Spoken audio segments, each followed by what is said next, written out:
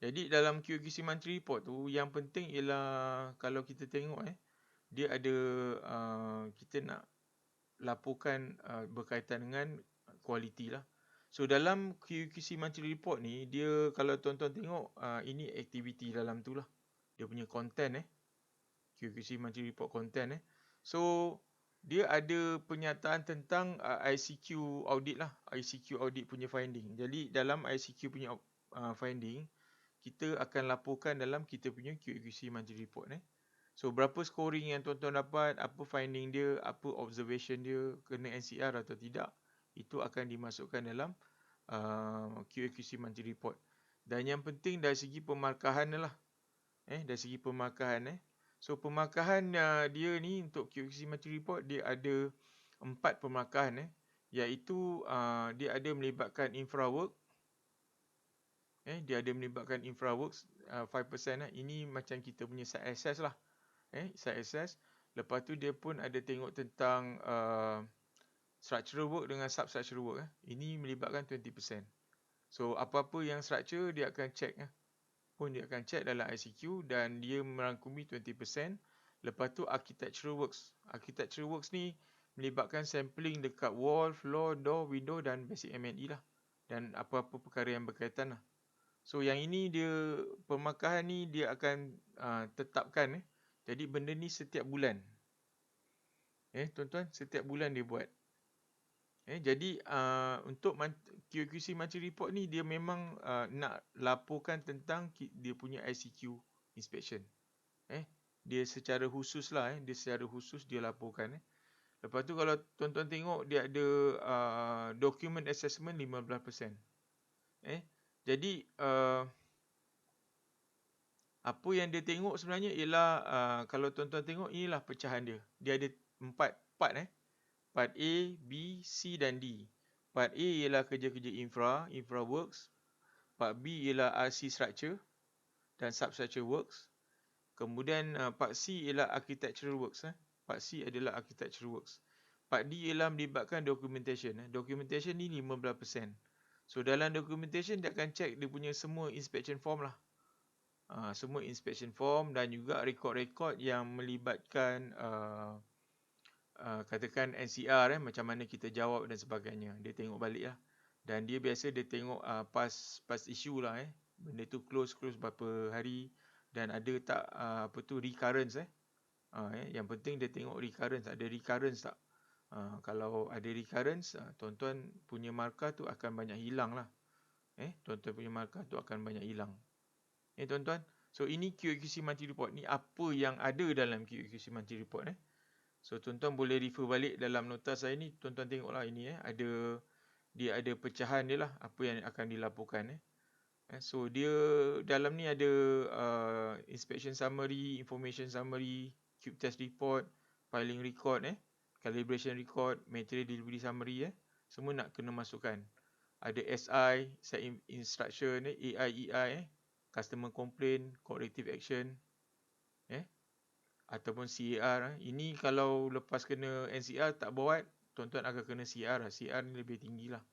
Lepas tu preventive action request. Itu lagi teruk lah. Selalu kita sampai peringkat NCR sajalah. Kita akan elak dapat CAR. Sebab CAR ni dah tahap tinggi sikit. Kalau CAR pun ada, tuan-tuan akan kena PAR. PAR lagi teruk lah. Kalau kita cakap dari sudut kita ISO punya audit kan. So kita pertama kita tengok customer complaint tu, tengok dia punya NCR. Maksudnya kalau setakat NCR dia masih okey lagi lah. Tapi kalau ada satu dokumen PAR, SAR, CAR, CAR, corrective action request, itu dah teruk sikit. Tapi kalau kita datang site tu, tiba-tiba dia ada record PAR, PAR, preventive action request, itu lagi teruk. Maksudnya dia berulang-ulang Jadi itu menggambarkan tak ikut SOP langsung lah tak ikut SOP langsung dan klien tak happy lah dengan apa yang berlaku kat site. Okey tuan-tuan. Ini pemakan lah. Part A, B, C dan D. Ini pemakan. So inilah yang diukur tiap-tiap bulan daripada bulan pertama. Lepas bulan pertama dia akan check lah Tapi dia by progress lah. by progress. Apa yang masa tu katakan structure dah start, arkitek belum lagi. So dia akan weighted balik lah. Tetapi waktu puncak itulah pecahan dia. Dan sampai hujung pun dia akan check documentation. Sebab documentation ada markah. So kalau kita ada QA/QC personnel, yang paling penting dia kena jaga ialah document assessment dia. Sebab ni memang markah tinggi. Yang lain-lain adalah melibatkan pihak yang lain lah. Tapi document assessment tu sangat penting dari segi documentation. Sebab dia 15%. Dia besar. Sebab tu kalau tuan-tuan dapat bawah 70 ataupun bawah 75, dah sebenarnya ada something wrong somewhere lah. Sebab kalau baseline kita 80, kita mesti sentiasa maintain kat atas 80 lah. Kadang-kadang ada bulan yang kita akan drop, tapi kalau 78, 77 masih okey. Sebab kita kena pandai baca cumulative. Macam kita punya masa belajar lah, GPA dengan CGPA kan. GPA ni maksudnya tiap-tiap bulan GPA kena maintain lah. Barulah CGPA cantik. Kalau awak punya GPA turun naik, awaknya CGPA langsung habis lah. Senang cerita, CGPA tu kita punya QLASIK assessment. GPA ni kita punya score ICQ tiap-tiap bulan. Tuan-tuan. Sebab tu nak kena hati-hati. Ini tentang tadi saya ada share tentang Akta 33A. Kalau tuan-tuan tengok pun penting. Lepas tu ada video terbaru kan tadi tentang rush dekat untuk kerja-kerja renovation kan. Itu pun banyak lah. Itu kalau kena memang saman dia tinggi. Satu kontraktor tak boleh sen. Kalau tak boleh sen, dia punya saman sehingga minimum 10,000 sehingga 200,000. Dia memang susah tu. Lepas tu tak kompetent pekerja yang dicakap kad UNSCR tu kan. Maksudnya itu tak ada green card. Itu maksud dia. Dia tak berdaftar dengan CIDB pun. Dia kontraktor ataupun tuan rumah main lantik je kontraktor yang tak berlesen kan. Dan kalau saya ajar tentang tajuk renovation and small project, yang paling penting ialah sebenarnya nak jaga jiran. Once jiran komplain macam tadi kan, buat renovation kan, saya ingat benda tu terlalu kotor. Terlalu kotor, untuk jiran pun tak selesa. Jadi jiran komplain, habislah. At least kena saman dekat 30-40 ribu dalam tangan. At least. Sebab majlis pun datang. Lepas tu immigration pun datang. Semua orang datang, habislah. Dengan CIDB saja dah berapa ribu. Tapi tu tadi kontraktor ataupun pekerja tu tak ada kad kan. Jadi automatik kena saman 5,000. Lepas tu kontraktor yang lantik dia pun kena saman 5,000. Kalau beberapa orang, jadi kontraktor pening lah. Sebab nak jimat jadi pening. Tu yang nak kena jaga. Okay. So ini Akta 520 Pindaan 2011 Section 33A. So ini memang keperluan dan dia buat ni untuk protect kepentingan rakyat Malaysia dalam industri pembinaan. Kalau tidak nanti semua orang boleh tiba-tiba masuk dan jadi profesional lah. Sebab tu yang pertama dia protect ialah Inspector of Work. Bila tuan-tuan yang jadi Inspector of Work boleh sign borang G, tuan-tuan tidak boleh dipandang rendah. Maksudnya kalau Encik Arizan macam Tuan Arizan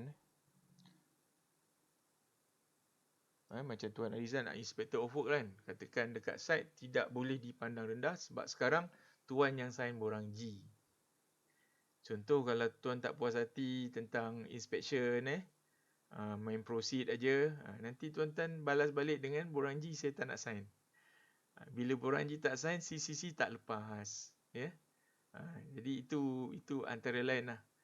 Sebenarnya pihak kerajaan dia beri kuasa lah kepada pemegang-pemegang taruh. Jadi tuan-tuan yang menentukan benda tu selamat atau tidak adalah tuan-tuan. Bukan lagi pihak kerajaan. Tuan-tuan yang sign, tuan-tuan yang verify benda tu selamat. Jadi masa tuan-tuan jaga, tuan-tuan kena betul-betul lah. Jadi sekarang untuk inspection, tuan-tuan boleh cakap, kalau saya tak puas ni, saya tak sign borang G, you habis. Jadi project manager dia akan faham lah. Sebab benda tu undang-undang baru. Kita bukan buruk hati dengan orang. Tak. Semua kena selamat, semua kena betul. Semua kena proper. Kalau tidak, buat apa kita sign kat situ. Kecuali project manager tu pun sayang sekali kan. Jadi kita kata kita sama-sama ada masalah nanti. Tuan-tuan boleh cakap macam tu lah. Jadi SKKP ni memang membantu dan dia sebab daripada dokumen CITP lah. Construction Industry Transformation Plan 2016-2020. Sekarang dia sambung IR 4.0 lah, macam video yang saya mainkan tadi kan. IR 4.0 dia punya pandangan dah lain, dia dah ke arah BIM. So benda ni yang selesai pada CITP tu dah dianggap dah selesai dan just untuk dia buat penguatkuasaan. Penguatkuasaan. So saya rasa tak lama lagi penguatkuasaan regarding UBBL 2021 akan berlangsung lah akan berlangsung. Jadi tuan-tuan semua kena steadfast lah semua kena steadfast. Sebab tu di kalangan project manager semua kalang kabut lah. Semua kalang kabut. Tapi kalau tak ada lagi, as long as dalam CMS berdaftar sebagai pengurus projek binaan, it's okay. Cuma nak tukar title tu hanya masa anda renew card. Tu masalahnya. Katakan sebelum ni renew card sebagai title lain kan. Jadi tuan-tuan terpaksa lah. Kecuali kalau dekat CMS, tuan-tuan rujuk CMS, tuan-tuan dah nampak. Dah nampak yang tuan-tuan berdaftar, jadi tuan-tuan okey lah. Tak ada masalah. Sebab at least kalau dah berdaftar sebagai Inspector of Work, sebagai pengurus projek binaan, tuan-tuan boleh sign untuk projek 1 hingga 20 juta. Okey. Tapi macam Cik Arizan boleh sign projek bawah 1 juta sebab itu requirement terendah untuk projek bawah 1 juta. CCSS jadi Inspector of Work dengan BM pun dia automatic dia dah adalah CCSS Construction Site Supervisor. Tapi kadang-kadang ada yang sebab nak daftar dengan BM ni dia agak ketat So first requirement dia memang kena ada diploma. Tuan-tuan tak ada diploma tak boleh tapi dengan CIDB it's okay. Kalau setakat ada sijil tapi ada requirement taruhan berkhidmat lah. Katakan dah lebih 5 tahun saya pun tak pasti. Tapi kalau dah ada certain masa, tuan-tuan boleh berdaftar dengan CSS. Cuma Inspector of Work ni dia agak ketat sikit. Dia minimum requirement dia kena ada diploma. Okey tuan-tuan, ini tadi pagi pun saya dah sentuh. Saya dah sentuh tentang borang G yang baru. Borang G yang baru. Tapi kalau tuan-tuan tengok dekat penyataan UBBL ini dia masuk dalam akta tuan-tuan. Dia masuk dalam akta 138 untuk jurutera dan akta 117 untuk arkitek. Dua-dua tahun 1967 So ini akta yang memberi kuasa kepada kedua-dua board ni untuk kontrol siapa yang jadi penyelidik tapak binaan. Right? Siapa yang menjadi penyelidik tapak binaan So kalau tuan-tuan tengok untuk penyelidik tapak binaan ni dekat sini, artinya mana-mana pekerja seorang kontraktor yang memiliki tahap kemahiran, pengetahuan dan pengalaman yang boleh diterima yang ditugaskan kepada suatu tapak pembinaan atau mana-mana tempat lain yang sedemikian untuk penyelidikan tapak pembinaan dan berdaftar dengan Lembaga Pembangunan Industri Pembinaan Malaysia. So macam tuan-tuan bila semak dekat CMS tu, tuan-tuan berdaftar sebagai siapalah, Inspector of Work ke. Kadang-kadang majikan daftar ke tuan-tuan sebagai pengurus tapak binaan kan. Itu dah kira tinggi lah. Dan tuan-tuan dah boleh sign sesuatu yang antara 1 hingga 20 juta. Tapi ini adalah maksud dalam penyelidik tapak binaan. Ini ikut akta lah. Dia ikut akta. Kalau pemeriksa tapak ni siapa? Pemeriksa tapak ni sebenarnya PEPC. Dia IR tapi dia ada PEPC. Dia adalah consultant engineer. Di atas lagi lah sebenarnya kalau kita baca ni pemeriksa tapak. Bukan semua IR boleh periksa tapak tapi seseorang yang ada PEPC baru boleh periksa tapak jadi kalau setakat professional engineer PE memang ada IR tapi tuan-tuan bukan consultant IR sebab tu ada IEM, ada ACEM kalau ACEM tu yang ada PEPC lah. Tak silap saya kalau saya silap tolong betulkan nanti pun saya check balik saya punya itulah. Saya punya fakta Ini dalam convince tuan-tuan. Tadi saya pun ada mainkan tentang convince. Kalau tuan-tuan tengok dekat Convince ni macam administrator Macam saya dulu, saya didaftarkan antara lain administrator lah. Tuan-tuan tengok S31 Oktober 2022 administrator ataupun ADM5 ADM5 ni seramai 136,000 orang. 136,000 orang Lepas tu yang berdaftar dalam track tu, yang turut berdaftar sebagai construction project manager ada 107,000 orang. Masa saya dulu dekat CIMS, majikan saya daftarkan saya sebagai construction project manager dan sebagai administrator lah. Ada 2 kod saya kat situ lah. So jadi saya sebahagian daripada 100,000 orang tu lah. Lepas tu kalau tuan-tuan tengok construction site supervisor CSS cuma 6,600 setakat 31 Oktober 2022. Maksudnya masih kurang lah. Masih kurang Tetapi ini yang berdaftar dengan CIDB maksudnya CSS yang under CIDB. Tapi kita kalau inspector work dia berdaftar dengan BEM ataupun BEM skill workers skill construction workers ni level 2 dalam SKKP ada 92,000 orang, dan general construction workers ni ataupun level 1 ni dia ada 472 orang. Ini berdasarkan maklumat dalam CIMS lah, dalam Convince tuan-tuan boleh tengok lah. So Convince ni tuan-tuan boleh explore type Convince CIDB boleh explore lah. Dia ada tentang QLASIC, SHASIC, IBS, MyCREST, SCORE dengan MCO. MCO siapa? MCO untuk kontraktor G1 kalau SCORE ni kontraktor G2 ke atas. Tetapi untuk kontraktor G7 memang wajib. Tuan-tuan wajib renew SCORE untuk renew SPKK SPKK jadi tuan-tuan kan ada PKK, lesen kontraktor, ambil SCORE, dah ada sijil SCORE baru boleh apply SPKK itu syarat. Tapi untuk G7 wajib. Dia wajib sentiasa renew dia punya SCORE lah setiap 2 tahun macam tu. Tuan-tuan, itu requirement itu requirement. Okey tuan-tuan. So far okey Ini antara SKKP lah atau SKP lah tapi saya nak mudah saya samakan aja lah. Sebenarnya dia SKKP ataupun SKP. SKP ni pengurusan SKKP ni dia sijil kemahiran kecakapan pembinaan. Kalau SKP tu sijil kecakapan pengurusan tapi saya samakan aja lah SKKP Ada yang dah tegur tapi saya samakan aja. Sebab akhirnya dia dalam kelompok yang sama kan. Cuma level 1, 2, 3, 4 tu dia SKKP. Kalau level 5 dan 6 tu dia SKP sijil kemahiran pengurusan SKP. Jadi dia level 5 dengan 6 tu pengurusan lah. Tapi saya samakan aja Jadi kalau tuan-tuan tengok ini borang yang tuan-tuan nak pakai untuk level 5 dengan level 6.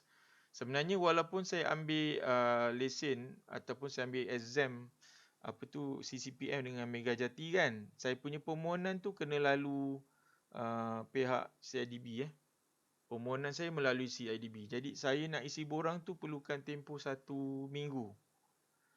Dia nak isi borang tu mudah tuan-tuan tapi salah satu nak kena sign majikan lah. Majikan nak kena confirm Macam saya sekarang saya mengajar, jadi yang sign adalah Tuan Haji Samsudin lah kan, Tuan Haji Samsudin.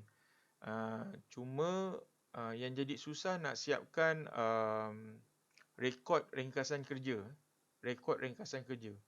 Jadi rekod ringkasan kerja tu untuk 10 tahun ke belakang tu saya perlu gali semula saya punya correspondent email lah. Saya punya correspondent email. So kena masukkan nilai kontrak, nama projek, klien, apa lagi, nombor pendaftaran projek, macam-macam lah. Tapi kita sebagai project manager kita memang uruskan kan, jadi kita boleh isi lah, tak ada masalah. Tempoh mula, tempoh siap itu nak kena nyatakan. Lepas tu gambar pun nak tunjuk. Nasib baik ada Facebook kan tuan-tuan, boleh refer balik lah. Sebenarnya bila tuan-tuan main social media ni, tuan-tuan upload banyak gambar-gambar kerja tak apa. Sebab benda tu berguna tuan-tuan. Kadang-kadang kita simpan kat komputer korap lah pula kan. Jadi benda tu hilang pun pening. So tak apa share dekat social media. Sebab saya semua dapatkan balik dekat social media tuan-tuan. Gambar 10 tahun. Gambar 10 tahun saya dapatkan. Tapi ada juga yang dalam komputer lah. Gambar saya ingat dekat social media ni setakat 5-6 tahun ke belakang boleh lah. Yang lagi 5 tahun tu memang daripada simpanan kan. Daripada simpanan ataupun daripada progress report yang saya buat lah, saya ambil. Tuan-tuan. So ini untuk degree holder lah. Yang degree holder tuan-tuan ambil CCM atau CCPM. Sebab ini keperluan UBBL 2021. Yang ini SKKP level 3 dan level 4 lah. Termasuk dengan tuan-tuan sebagai Construction Site Supervisor. CSS lah. Sebab kita misalnya panggil CSS tapi surat terbaru dia panggil CCSS tapi kita panggil CSS. Kalau level 3, level 4 ni dia ada Certified Construction CTMO yang saya cakap tadi. Certified Construction Traffic Management Officer.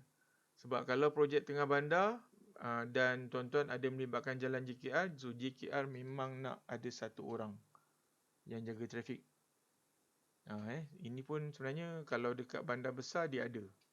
Tapi kalau projek-projek yang biasa tak ada lah. Tapi kalau macam projek MRT ke, projek yang dekat tengah-tengah KL, itu adalah. Dia ada traffic officer sebab dia faham tentang aliran trafik lah. Macam mana nak susun kon dan sebagainya.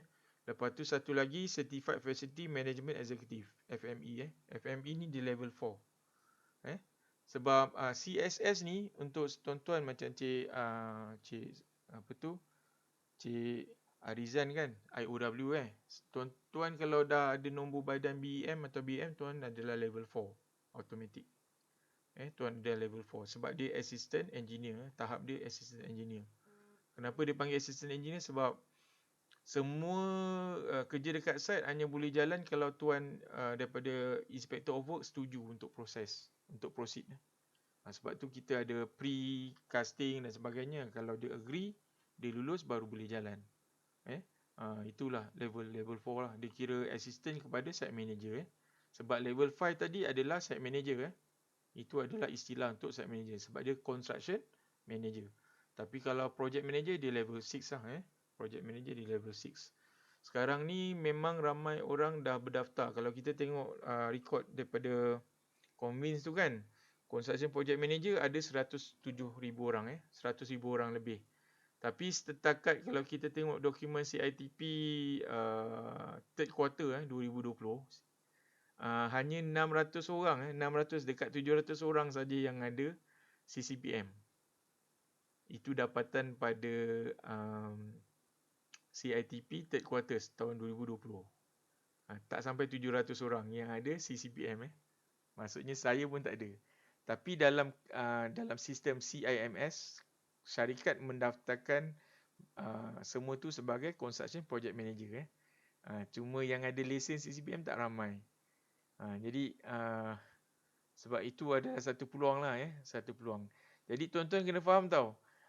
Untuk projek 1 hingga 20 juta, semua yang 107,000 orang ni boleh kerja. Tak ada masalah.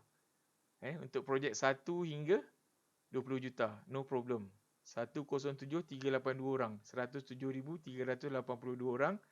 Project manager dalam senarai CMS tu setakat Oktober 2020 dulu dia boleh bekerja sebagai project manager. Tetapi untuk projek-projek atas 20 juta tak boleh. Walaupun dekat CMS, dekat kad hijau dia kita cek dia memang pengurus projek binaan. Tapi dia kalau tak ada sijil SKP kita panggil SKP lah, sijil kemahiran pengurusan CCM atau CCPM, dia tak boleh bertugas. Itu UBBL 2021. So saya ingat setakat projek untuk grade G7, satu projek yang atas 20 juta tu banyak. Macam saya dulu asal saya buat kedai tu, pertama kos dia dah 21 juta. Lepas dia tambah lagi dia jadi 25-26 juta. Jadi dah atas 20 juta kan. Kalau masa tu tak boleh. Setakat kita punya green card tu menyatakan kita pengurus projek binaan, dia tak laku. Tapi kalau 20 juta okey. Kalau atas 20 juta tak boleh. Bawah 20 juta okey. Atas 20 juta tak boleh. Jadi tuan-tuan kena faham lah.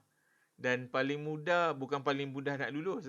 Paling selamat nak buat ialah modul 1 lah. Modul mode 1 lah. Mode 1 maksudnya tuan-tuan masuk kelas 20 hari. Sebab belajar balik kan, baru boleh jawab soalan. Kalau main tiba-tiba jawab soalan susah sebab Tuan Haji Samsudin daripada Temposa dia semua jawab mod yang kedua mod yang kedua ni murah sikit sebenarnya. Tapi Tuan Haji Samsudin kata masa ambil test tu salah satu syarat kena rakam video belakang pun nak kena rakam video. Nak kena rakam video live. Maksudnya masa dia ada requirement lah. Masa nak, tapi zaman PKP kan. Sekarang saya ingat dia dah secara bersemuka jawab soalan jadi tuan-tuan nak kena jawab tanpa rujukan lah. Itu betul-betul atas pengalaman kerja kan. Dan masalah soalan dia teknikal soalan dia teknikal bukan pengetahuan am ada soalan-soalan yang bersifat teknikal jadi kita kena faham dia ada tanya clause dan sebagainya benda-benda tu ada 16 16 modul jadi ada 16 tajuk nak kena cover lah. Okey tuan-tuan, ini kalau yang skill skill workers dengan general workers lah ini SKKP level 1 dan level 2. Ini SKKP level 1 dan level 2. Jadi saya ingat saya langsung betulkan SKP saya terus betulkan aja. Sebab level 5, level 6 ni dikenali sebagai SKP. Tapi saya sebut selalu SKKP je lah. Tapi kita betulkan lah. Sebab term dia lain. SKP, Sijil Kemahiran Pengurusan. Kalau level 4 ke bawah, SKKP, Sijil Kemahiran Kecekapan Pembinaan. Okey. Kalau level 1, level 2 pun SKKP juga. Ini untuk kompetensi lah. Ini kalau tuan-tuan tengok, dia ada ditawarkan di Akademi BNA Malaysia lah. Kalau untuk dapat level 1, level 2 ni SKKP ni untuk rakyat Malaysia bayar RM120. Tapi untuk bukan warga negara kena bayar RM470. RM470. Nah, ni ada penilaian dan amalilah satu hari. Maksudnya pagi tuan-tuan mungkin attend teori, petang dia ajar dan tuan-tuan kena buat praktikal lah. Kalau lulus praktikal dapat lah. Macam kawan-kawan saya macam ada kawan saya Cloudwork Juhulan, mereka kena ambil lah. Mereka kena ambil banyak mereka kena ambil jugalah. Jadi macam kawan-kawan saya tu dia ambil Tyler tak silap saya. Sebab bila melibatkan DLP tiling ni selalu ada masalah. Komplain daripada purchaser lah. Jadi untuk Cloudwork untuk pihak developer memang DLP sangat pening bab tiling lah. Jadi bila bosses dia anggap ini adalah satu risiko dia registerkan risiko, jadi dia kata Cloudwork dia kena mahir pasal tiling. So mereka semua kena ambil SKKP level 2 tiling. Tapi belajar kat ABM tu ambil lesen tu ataupun ambil test tu company yang sponsor lah. Tapi beberapa sesi lah sebab semua jualan cover. Tapi tu saya ingat tahun 2017 lah saya ingat kawan saya tu. 2017 ramai lah dia kata booking habis lah. Semua orang jualan je kata kat situ Jadi dia kata belajar teori, belajar praktikal, lepas tu buat sendirilah. Kena buat kena pasang mozaik lah So dah siap, dah set, lepas tu test satu-satu lah. Dari segi finishing dia punya evenness, tak ada leakage apa lagi. Tak hollow kalau siapa tu lulus lah. Dapat ada juga yang fail Bukan senang Saya pelik satu kali dia datang site dia kacau orang saya. Dia nak buat tiling. Saya kata tak boleh. Kalau saya tanya kau sebenarnya nak apa bang? Lepas tu dia kata kawan nak ada exam lah minggu depan. Oh. Jadi kita suruh dia buat tempat lain lah, bukan rumah yang kita tengah buat. Mana boleh kan? Jadi kita bagi dia satu space dia buat lah. Dia buat dalam 8 10 keping tiles kan kita bagi dia buat lah. Tapi masa dia buat tu yang ngajar adalah kita punya skill workers lah. Yang tunjuk buat macam ni, macam ni. Dia tengok lah. Sampai begitu sekali Sebab bila company ataupun majikan tengok benda tu sangat risiko dengan public, memang tuan-tuan kena belajar. Jadi tuan-tuan tengok dekat IBM ni ada macam-macam Sekarang ada pengambilan Januari. Tapi tu untuk full time lah, 3 hingga 6 bulan lah. Ada yang jadi scaffold erector macam ni, scaffold erector basic. Jadi kalau dekat site Akta 33A ni selalu kena orang yang pasang scaffolding lah. Sebab itu dia ada lesen sendiri scaffold erector, dia ada lesen sendiri. Dia ada level, banyak level lah, ada level 5, level 4 Okey. Dan dekat IBM juga tuan-tuan boleh ambil khusus bawa mesin lah, plant operation boleh bawa backhoe, compactor, excavator dan macam-macam lah. Jadi ini adalah satu keperluan dan dia memang satu keuntungan lah, satu keuntungan kepada kita lah.